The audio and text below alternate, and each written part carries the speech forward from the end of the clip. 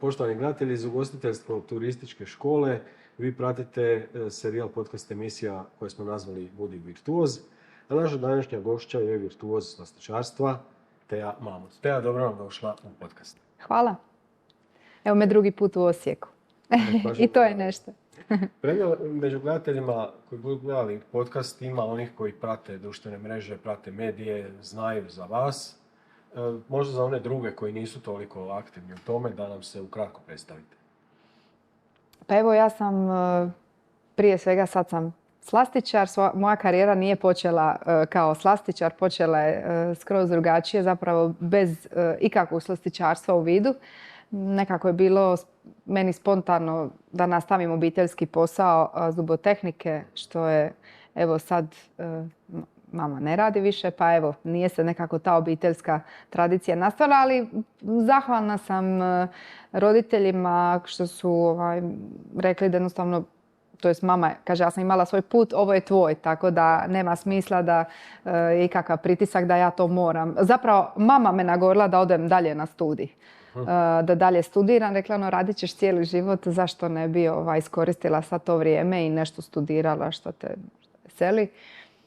I tako da sam, uz to sam profesala i balet 12 godina, što mi je isto bila velika ljubav i to sam čak razmatrala, međutim to nije baš dugog vijeka, da se razumijemo.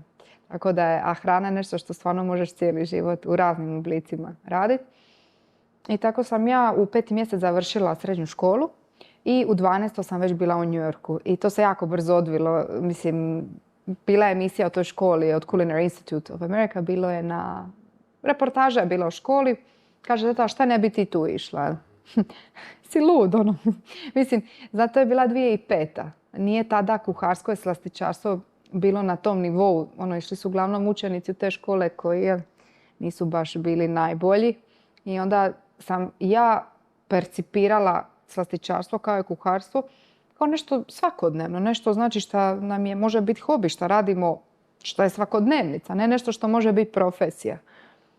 Ali evo, to je mene jako to zaintrigiralo, ja sam, baš sam to zavolila. Ali nisam bila sigurna u početku hoće li biti slastičarstvo ili kulinarstvo, nisam bila sigurna.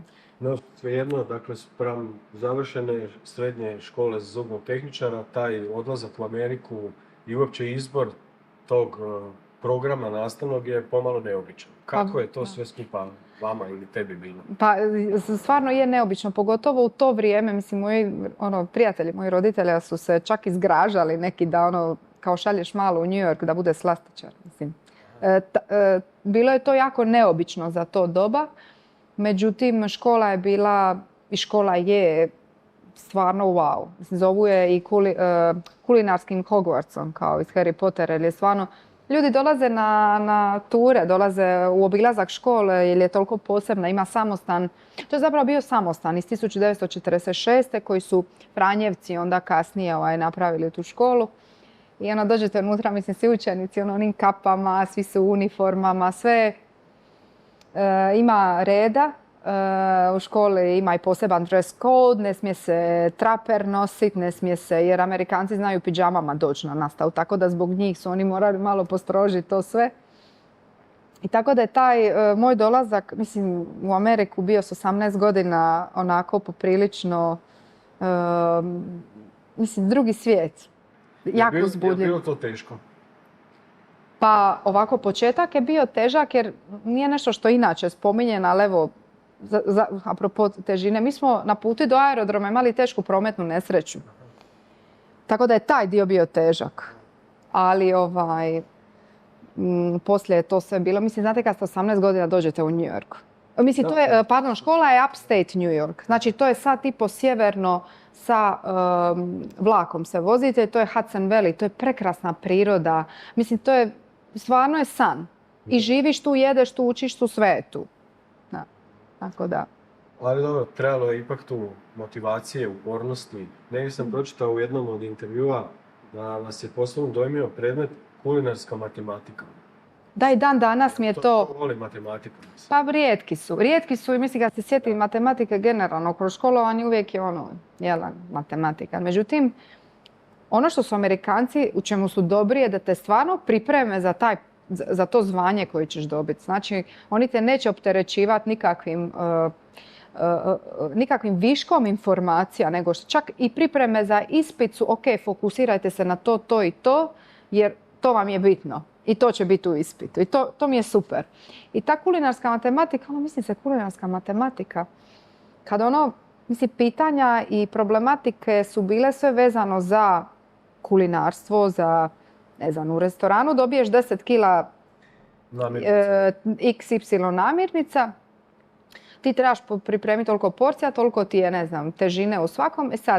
I onda ti daju recimo Book of Yields. To je bila knjiga gdje smo imali točno izračunato koliko otpada u postotku imamo za svaku namirnicu. Sad ovisno što ti moraš složiti i pripremiti da znaš poslije i financijski, da možeš normative i sve to napraviti. Imaš tu referencu gdje možeš vidjeti koliko znači, ti otpada, koliko će ti ostati, što mi danas treba. Ja kad stavim limun u normativu, ja znam da mi je, ako mi ide, ne znam, 10 grama soka, ja ću dodati još 50% jer mi je to toliko još i otpada kore ili ne znam što. Tako da mi je to bilo super. Sve je bilo vezano za to i primjenjivo mi je. I to mi je super. Jedan koristan.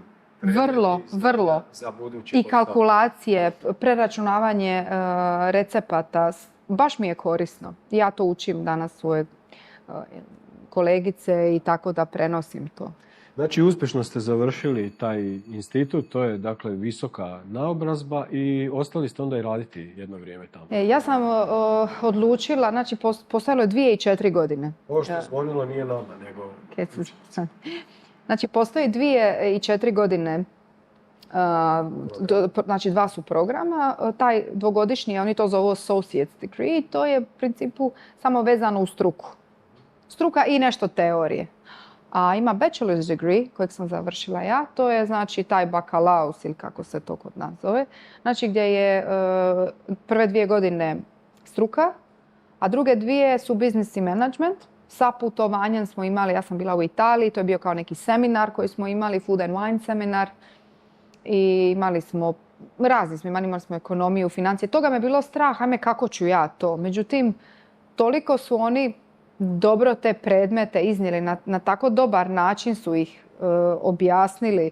Mislim, engleski sam znala dobro, morala sam položiti test da mogu slušati nastavu, ali opet su to predmeti koje na hrvatskom nisam nikad slušala. I sad, kako ću ja? I to je toliko sve bilo dobro. Imali smo i te tutoring centers, znači ako ti nešto nije jasno i to, odeš tamo, imaš studente koji su dobri recimo u ekonomiji, i oni ti mogu pomoći, uputite i s tobom proći gradivo i to mi je super. I to je baš dobro. To mi se jako svidjelo. Tako da meni je to sve skupa bilo, meni je to užitak. Baš mi je bio užitak i imala sam na kraju kompletan fakultetsko obrazovanje. Titula je Baking and Pastry Arts Management. Znači jedina Hrvatica koja je to završila? Prva, ali svi koji su bili nakon mene nije niko išao u smjeru slastičarstva, tako da sam još uvijek. Još uvijek. Onda je uslijedio posao.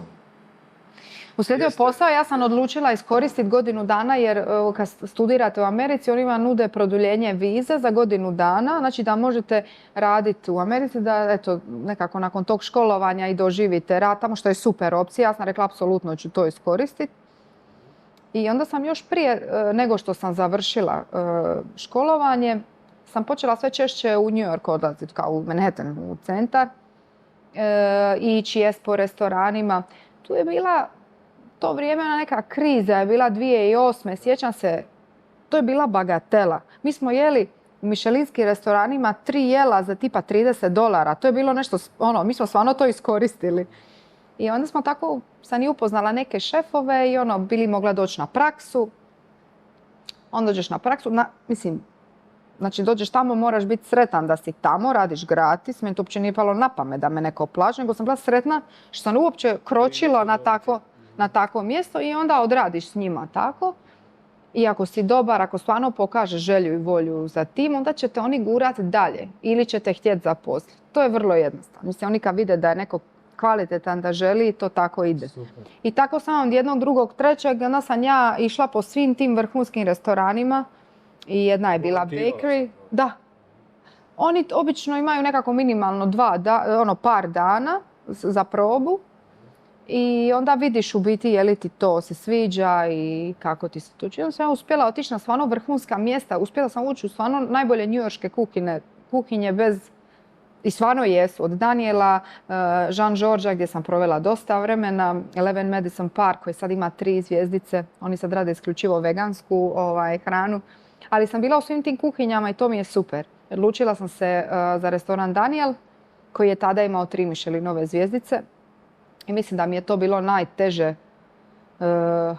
Dobro, biti privatnik, poduzetnik, to je druga vrsta težine. To ćemo isto. Ali ovo je tek odlazak iz škole, bacite neko tu, ali ja to ne mogu čak nekome niti objasniti što to znači rad od 12 sati koji nema pauze. Znači, ne znam, samo odlazak na WC.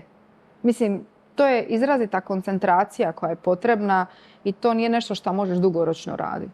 Jer ljudi izgore jednostavno u tom poslu. I znam ih dosta koji jednostavno nisu to uspjeli. Mislim, nije to ni zdravo, razumijemo. Ali u počecima, kad trebaš naučiti i kad se želiš baš nekako izgraditi i to ti je tiket za bilo gdje poslije. Mislim, meni je rekao šef, ako ovo... Prođeš. Može, i stvarno je tako. Ja danas, stvarno da me neko stavi bilo gdje, tako dobiješ brzinu, preciznost. Ti si tempiran, on te pitao koji ti je svaki idući korak. Da ne gubiš vrijeme razmišljajući koji ti je idući korak. Znači, to je ono stvarno, vojska je. I ono što je rijetko, što je bilo u Danielu, je da je to restoran koji je izbacivao samo večere su bile, do 300 večera. To ne postoji danas. Znači, 3 zvjezdice vam je uglavnom 40-ak. Ne više. 40, 50, ne više. Kad spominjete te korake, dakle, nakon tog teškog i možda prenapornog posla, koji je bio sljedeći korak? Vratili ste se? Ja sam se odlučila vratiti. Imala sam neke druge planove. Bila je Azija u pitanju, pa sam išla tamo, pa sam malo bila radna dozvola problem. Jedno sam odlučila ostati u Hrvatskoj. I imala sam nešto Njemačke, London? Ne još, ne. Prvo sam šla u Hrvatsku, onda sam gdje bi mogla, imala sam 2 opcije. Jedna opcija je bilo kod tada šefa Toma Gretića u Montemuliniju i u Rovinju, a druga je bila restoran Žils u Dubrovniku. Ja sam se odlučila, Dubrovnik je pobjedio, ja sam rekla što ću ja u Rovinju, a sigurno sam bi mi bilo super. Da. Mislim, jedno i drugo bilo mi je zapravo i teško odlučiti, ali sam se to ne znam, odlučila sam se za Dubrovnik. I bilo mi je super, odradila sam tu jednu sezonu sa Žil je bio francuski šef tada, imala i francuski bio slastičar od koje sam isto Gael je danas mislim negdje u Aziji, on je puno sam naučila. I onda nakon toga je uslijedio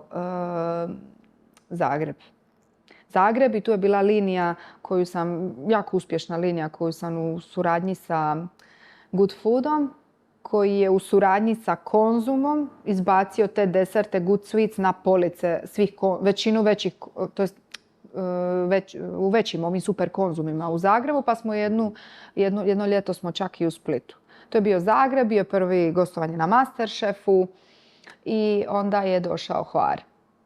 Onda se opet vratila dole.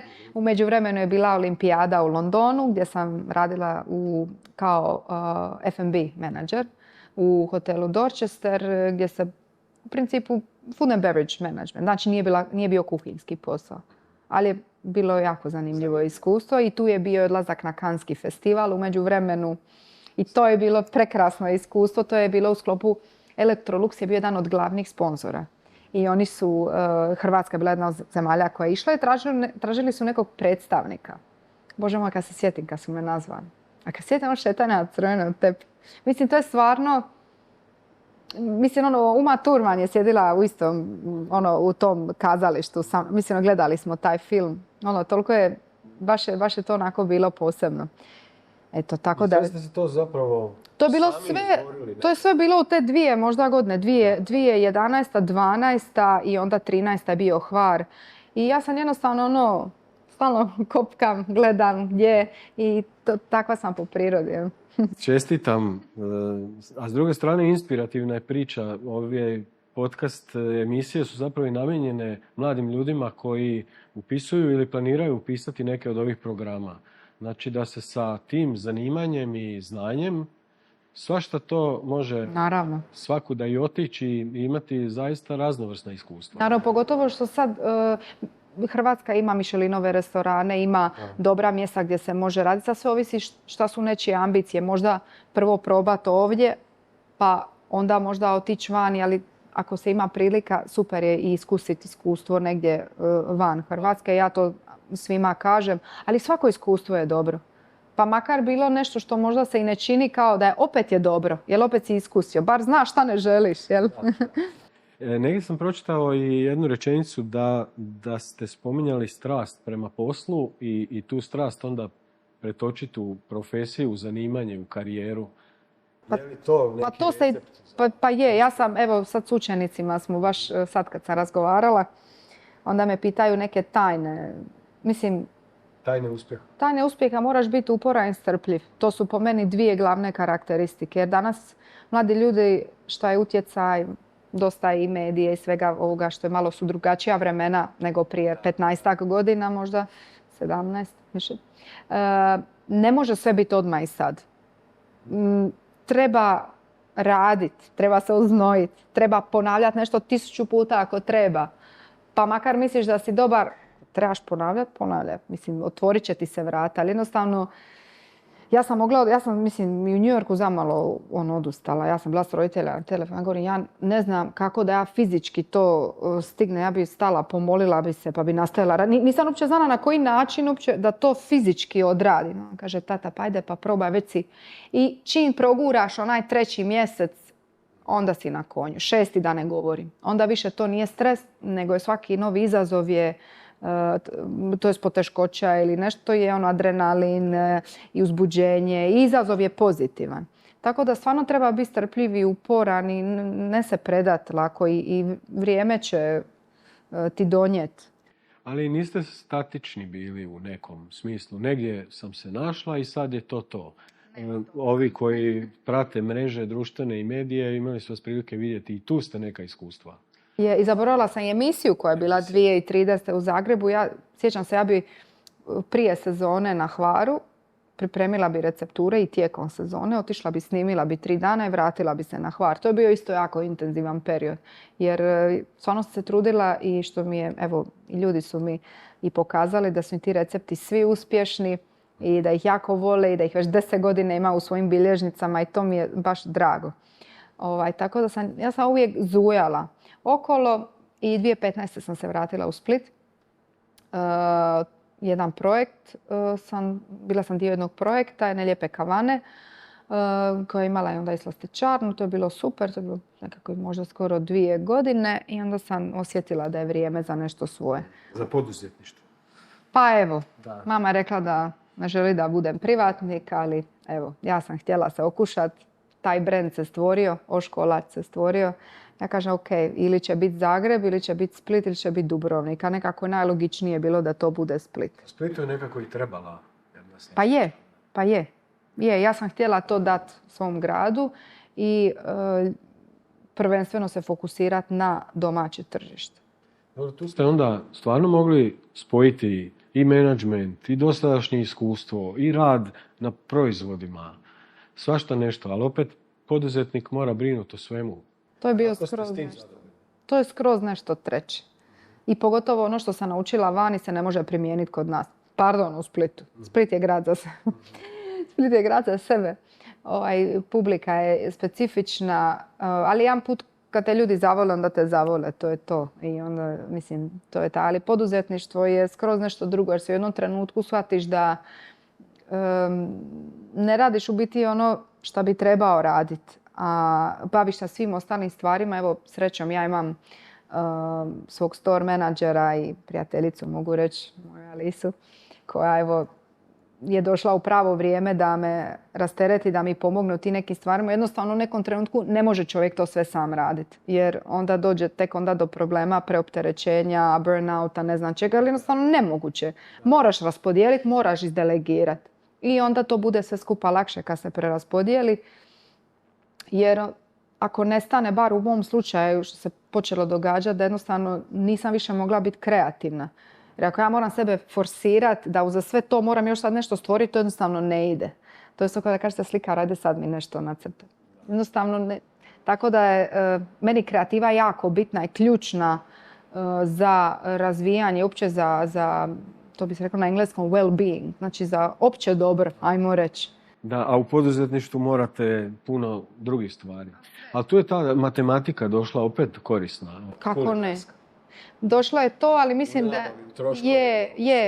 je, ali toliko tu još ima prostora, toliko se još, koliko sad, kad gledam prije godinu dana i sad, mislim koliko stvari sam, mislim ja sam došla od toga da sam čitala radno pravo, da, mislim da jednostavno, jer ja volim da sam upoznata.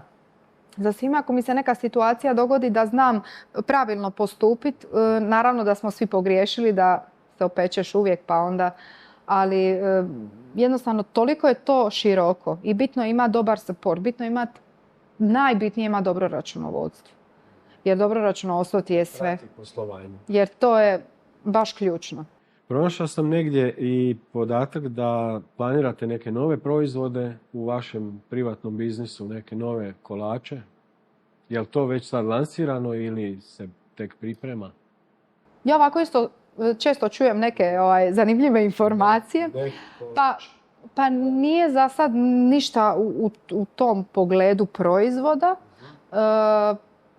ali sigurno nešto čime se ja osim znači same slastičarne bavim, imam taj medijski dio, medijske produkcije, radim sa raznim firmama, osmišljavam za njih proizvode, pa radimo razne kampanje, ne znam, isto kao konzultacijski dio koji radim s restoranima, tu osmišljavam dosta. Tu je ono gdje meni kreativa radi, što je super. Znači to je nešto skroz sa strane. Znači ja imam svoj posao, moj posao se dijeli u 3 dijela. Slastičarna, konzultacije i ovaj medijski dio. I nadam se da će taj medijski u skoro vrijeme zaživjeti više, jer je to nešto što volim i htjela bi se ponovno publici približiti. Pa vjerujem da hoće. Naime, imali smo dosta ovdje gostiju koji su okušali u nekim emisijama, a osobno smatram da su te emisije dosta podigle ta zanimanja. Jesu, apsolutno. Popularnost kod mladih. Apsolutno. Ono što je meni super, što mi dođu majke sa djecom, nebitno, muško-žensko, stvarno je nebitno. Koji ono pred spavanje im puste tih mojih 5 minuta, onda ni to gleda, njima je to super. I to me baš veseli, ono super mi je to. Super, znači da stvarno mlađa populacija to voli, tu vidim sebe. Sam ja kao dijete uvijek znala reći baki, ajmo gledat kuhanje. Pa vama je i Jamie Oliver bio uzor. Jer mi je sve. Nadam se da ću ga upoznati, hoću sigurno, kad ja nešto zacrtam. Volila bi ga upoznati. Taj čovjek je toliko prenio tu svoju strast na mene. Ja se jednostavno zaljubila u hranu. Mislim, meni je hrana sve. Znači, meni se dan vrti oko hrane. Šta ću ja skuhati, šta ću spremiti, kako ovo, koja je ovo tekstura. Pa onda na poslu.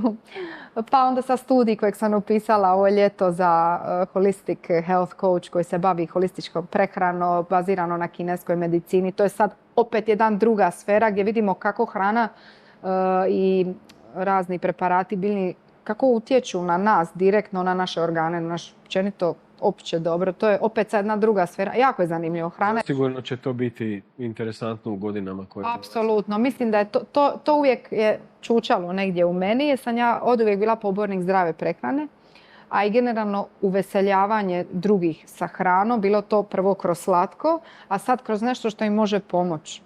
Eto, tako da je to nešto što bi volio. Znači da ćemo imati prilike vas gledati u nekim novim apsolutno sadržajima, da. Ali opet vezano za hranu i... Vezano za hranu, slastičarstvo, pa možda nešto malo, možda drugačiji neki smjer, ali hrana ostaje. Dobro, te recite nam, znači, ako možete povući neku usporedbu slastičarstvo u ono vrijeme kada ste kretali u to i danas, je li se puno toga promijenilo, odnosno da li su mogućnosti slastičara postale veće i kako na tržištu, tako i nova znanja da usvajaju i ove radionice. Mi evo radimo u jednom prekrasnom praktikumu, dolaze nam stručnjaci od svakud. kako bi što našim učenicima, što profesorima obogatili neka znanja i iskustva. Nije bilo prije, ne znam, 15-17 godina koliko. Međutim, ja sam prvi put počela ići na tečajeve u Hrvatskoj 2018. I to su bili stvarno vrsni svjetski šefovi. I baš sam sretna, sam prisustvovala nekim tim radionicama. Čak sam išla u Italiju koji je bio evo, baš slični setup. I ja sam kad god sam mogla sam išla na takve radionice. I toliko je danas mladim ljudima sve dostupno. Znači prije nije bilo tih ni YouTube videa, ni TikToka, ni ničega, ni tih recepata koji su bili toliko dostupni. Znači neke stvari smo mi stvarno sami morali ismišljati i kreirati. Ne znam, ja se kad promislim o svojim svadbenim tortama, one su, to sam ja manje više sve sama. S vremenom sam naravno ja neke još radionice, to sve, ali si dosta toga sam. Treba puno je u tom pogledu je put bio teži. Zato što ti nije bilo toga dostupno. Da. Tako da danas su ljudi generalno i neki koji su možda samo onako ambiciozni, pa vole to, znaju jako puno. Jer mi smo izbombardirani tim informacijama. Kad otvoriš šta i nije dobro, ali ti to iskače i možda ako i ne želiš, saznaš za nešto, jel? Tako da je danas ljudima to puno lakše za ući u taj svijet, evo vidimo i po Masterchefu. Masterchef koji je stvarno donio puno, mislim, za hrvatsku gastronomsku scenu, a i vidimo te ljude koliko to već više znaju nego što su znali prije. Bili su nam kolege u gostima i uvijek su kao i vi spremni dijeliti savjete, dijeliti svoja znanja, ali ono što mi je posebno zanimljivo kad je o slasticama riječ, kako mi idemo kraju emisije, tako i to mi je asocijacija slastica je uvijek nekako na kraju nekog jela i daje mu neki poseban Apsolutno. I ja uvijek kažem, ako se dogodi da nešto kroz večeru, ručak, nije bilo dobro ili se dogodi neki kiks, dogodi se, naravno se dogodi. A nekako ako je to slatko dobro, to popravi sve. Zato što ljudi odlaze sa tim, hoće li im biti sladak ili gorak okus na kraju, to ovisi o slatkom, jer stvarno odu sa nekim onda zadovoljstvom i kažu, ali desert stvarno perfektan i ostane im to u sjećanju. Znači tu nema kiksa, jel? To mora biti. To slastica na kraju baš nosi težinu, po meni. Teja, recite nam, evo, gledaju nas u principu mladi, oni koji uče za ovaj posao ili oni koji možda upisali, imate neku poruku za njih. Ova je inspirativna priča, zaista, samo da kažemo, ovako radite i ko zna gdje će vam biti kraj. Ali... Točno. I ni ja ne znam, i to je, mislim da je to ljepota života što ne znaš šta je iduće, šta ti život nosi, ali samo znam da toliko toga još želim i imam planirano, nešto i ne planiram, pa ćemo vidjeti, treba malo biti spontan koji put, ali mislim, ako to želiš, ako to voliš, ja često kažem da ne moraš sad nužno imati, je li sad bitan talent ili nije. Često su ljudi koji i možda nemaju taj neki talent, ali to stvarno žele će i više napredovat neko koga ima. Ali mislim da stvarno trebaš staviti. To je moj cilj, želim i moraš biti čvrst u tome. Naravno, ja sam imala stvarno podršku obitelji, što je meni je bilo jako bitno, ali opet ima puno ljudi koji to i nisu imali pa su danas vrhunski šefovi. Tako da, mislim, samo treba gurat svoje. I biti svugdje, i gdje god imaš priliku ići i pojavljivati se i kontaktirati, pitati. Na kraju krajeva, mogu li ja doći raditi? Mislim, ništa nemaš za izgubiti, makar doći vidjeti tjedan dana. Tako da, a i treba se žrtvovati. Treba se žrtvovati ipak. Evo, kao što ste se žrtvovali i doći ovamo u ovaj podcast, hvala vam na vremenu i na ovim korisnim i zaista inspirativnim savjetima. A vama, cijenjeni gledatelji, čuli ste